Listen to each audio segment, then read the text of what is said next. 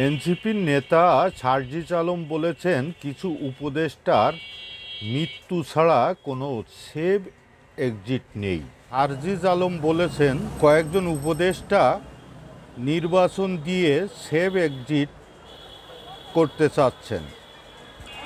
চুপি চুপি নির্বাচনের মাধ্যমে চলে যাওয়াটা সম্মানের নয় বলেও তিনি মন্তব্য করেছেন। অন্তর্বর্তী সরকারের কিছু উপদেষ্টার জন্য মৃত্যু ছাড়া কোনো সেভ এক্সিট নেই।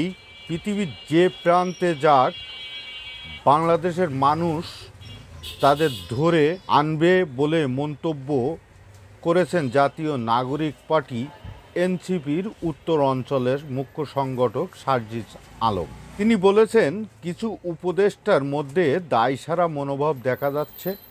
তারা শুধু নির্বাচনের মধ্য দিয়ে দায় ঝেড়ে ফেলার চেষ্টা করছেন, কিন্তু এত শহীদের রক্তের বিনিময়ে অর্জিত দায়িত্ব পালনে ভয় থাকে, তবে তাদের এ দায়িত্বের প্রয়োজন নেই।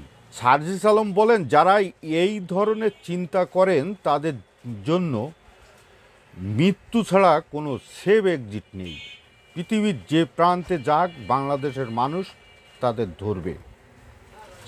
মঙ্গলবার দুপুরে নওগাঁর এনসিপি জেলা শাখার সমন্বয় সভা শেষে সাংবাদিকদের এসব কথা বলেন তিনি আরও বলেন, নির্বাচন কমিশন জাতীয় লীগ নামে একটি দলকে নিবন্ধন দিতে উঠে পড়ে লেগেছে, অথচ তাদের টয়লেটের পাশে ছোট্ট একটি ঘর ছাড়া কিছুই নেই।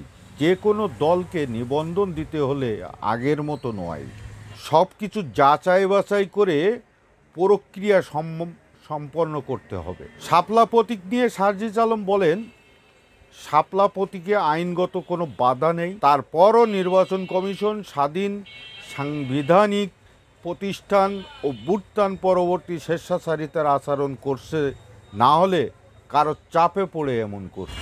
এটা কখনো মেনে নেওয়া হবে না।